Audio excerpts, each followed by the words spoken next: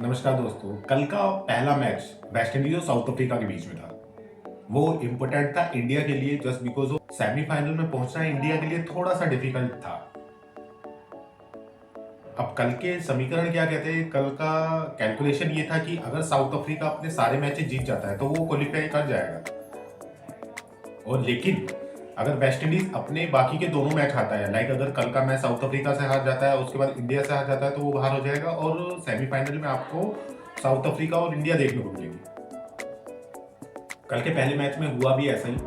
कल का match south Africa जीती और इंडिया के लिए चांस बन गया, लेकिन अभी भी सारी चीजें फाइनल नहीं है क्योंकि 1 मार्च को जो इंडिया का मैच होगा वेस्ट इंडीज के साथ वो फाइनल डिसीजन होगा। वहां पर अगर इंडिया जीतती है तो इंडिया क्वालिफाई करेगी और वेस्ट इंडीज जीतती है तो वेस्ट इंडीज क्वालिफाई कर जाएगी। कल के पहले मैच पे आते हैं। पहला मैच था वेस्ट इंडीज और साउथ अफ्रीका के बीच में। वेस्ट इंडीज पहले बैटिंग करते हुए 176 रन बनाता है 8 विकेट की। एक टाइम पे अगर वेस्ट इंडीज को देखे 83 पर 7 था और उसके बाद वो 176 तक लेके जाते हैं। जैसन होल्डर और सैफर्ड की जोड़ी क्या धमाल किया कल उन्होंने और टीम को एक अच्छे फाइटिंग टोटल तक लेके गए, लेकिन बाकी प्लेयर्स का साथ नहीं मिला। किंग कल 21 रन बना के आउट हुए और कैप्टन कल 16 रन बना पाए साइडो। उसके अलावा सिर्फ जैसन होल्डर थे जिन्होंने 49 रन बनाए और सैफर्ड थे जिन्होंने 52 बनाए। तो बॉलिंग में कल साउथ अफ्रीका की तरफ से लुंगी एंगड़ी ने 4 ओवर में 3 विकेट लिए। बोश ने भी 4 ओवर में 2 विकेट लिए। रबाड़ा जो कुछ आउट ऑफ फॉर्म चल रहे थे, उनकी बॉल पर अगर आप इस सीजन देखोगे तो रन काफी आ रहे हैं और विकेट्स नहीं मिल रही थी, लेकिन कल के मैच में उन्होंने दिखाया। कल उन्होंने 4 ओवर में 22 रन देके 2 विकेट। तो जब टीम आप पे ट्रस्ट करती है आप उसका रिवर्ट देते हैं। मतलब टीम को पता था कि ये आपका एक अच्छा प्लेयर है, इस मैच में नहीं चलेगा अगले मैच में चलेगा, करके दिखाएगा। जैसे कि इंडिया में हम अभिषेक को बैक कर रहे हैं। वर्ल्ड कप में लगातार 3-0 आने के बाद टीम सोचती तक नहीं है कि हमें कुछ करना है उनके साथ। उनका क्लियर इंटेंट है कि नहीं ये बंदा है और ये खेलेगा। कल वही चीज रबाड़ा के साथ थी। रबाड़ा ने 4 ओवर में 22 रन देके 2 विकेट लिए। जब बैटिंग करने के लिए साउथ अफ्रीका आता है, साउथ अफ्रीका जबरदस्त खेला है कल। 177 का रन चेज उन्होंने 16.2 ओवर में कंप्लीट किया, सिर्फ 1 विकेट के नुकसान पे। सिर्फ डीकॉक आउट हुए, बाकी मार्करम और रिकल्टन ने कल क्या तोड़ा है। कल उन्होंने 82 रन बनाए 46 बॉल पे, नॉट आउट रहे और प्लेयर ऑफ द मैच रहे। परफॉर्मेंस भी कुछ ऐसा था उनका। उसके अलावा रिकल्टन ने भी कल 45 रन बनाए सिर्फ 28 बॉल पे। साउथ अफ्रीका जिस तरीके से डोमिनेट कर रही है सामने वाली टीमों को, मतलब फाइनल में मैं साउथ अफ्रीका को देख रहा हूँ। उसके साथ जो टीम होगी, मतलब हम चाहते तो है कि इंडिया जाए, लेकिन इंडिया जिस तरीके से पिछले कुछ मैचेस खेली है वहां थोड़ा इंप्रूवमेंट करना होगा। जैसे आप पहले खेल रहे थे वैसे खेलो ना यार, किस चीज का प्रेशर ले बैठे। साउथ अफ्रीका यहाँ पर फील्डिंग थोड़ा सा एक कंसर्न रहा उनका इस मैच में, बाकी सारी चीजें उनकी परफेक्ट थी।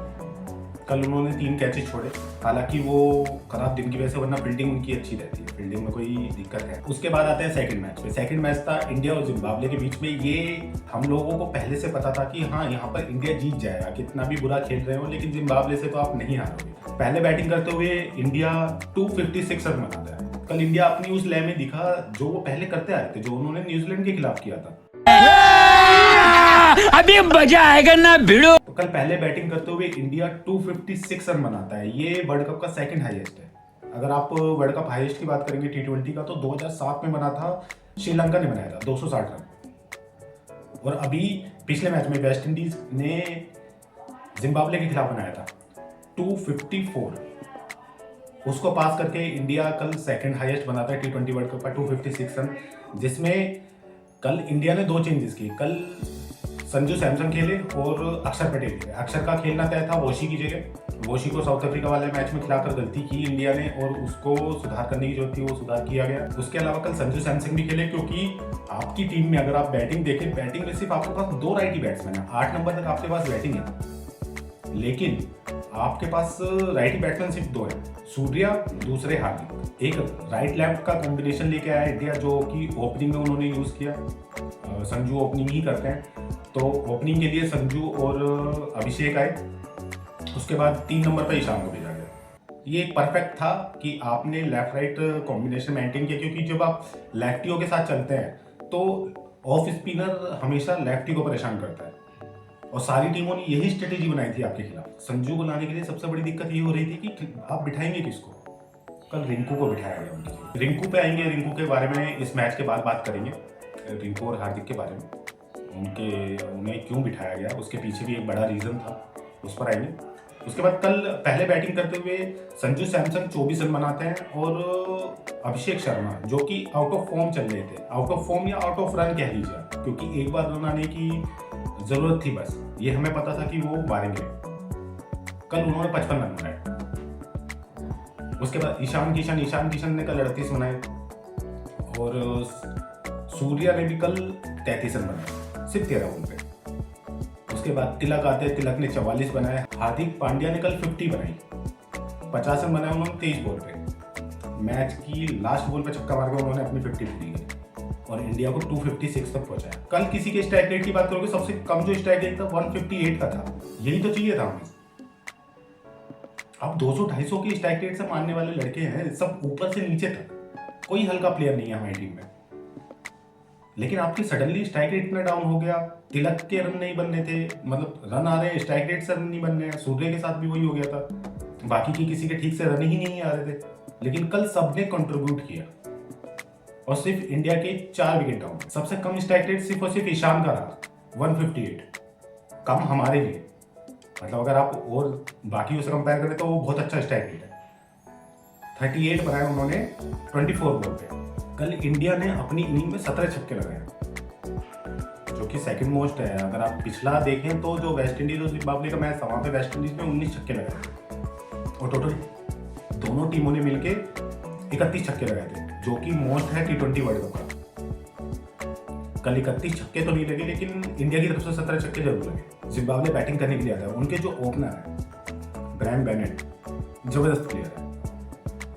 मतलब पूरे टूर्नामेंट में अगर आप देखें, इससे पिछला मैच था जो वेस्ट इंडीज के खिलाफ वो खेले, जहां पर वो आउट हुए, 5 रन बनाकर आउट हुए थे, वरना पूरा टूर्नामेंट में वो आउट ही नहीं हुए किसी से। और कल के मैच में भी कल उन्होंने कुछ ऐसा ही करके दिखाया। कल वो 97 रन बनाते हैं 59 बॉल पे और आखिरी बॉल तक टिके रहते हैं, नॉट आउट जाते हैं। जबरदस्त प्लेयर है। उसके बाद और किसी को देखें तो बाकी कुछ प्लेयर कुछ खास कर नहीं पाए। मरुमानी ने 20 रन बनाए और रजा का 31 रन बनाए। इंडिया ये मैच 72 रन से जीतता है। लेकिन अगर बॉलिंग की बात करें तो बॉलिंग में क्या कमियां थी कि जिम्बाब्वे 184 तक पहुंच गई। आपको और ज्यादा बड़े गैप से जीतना था,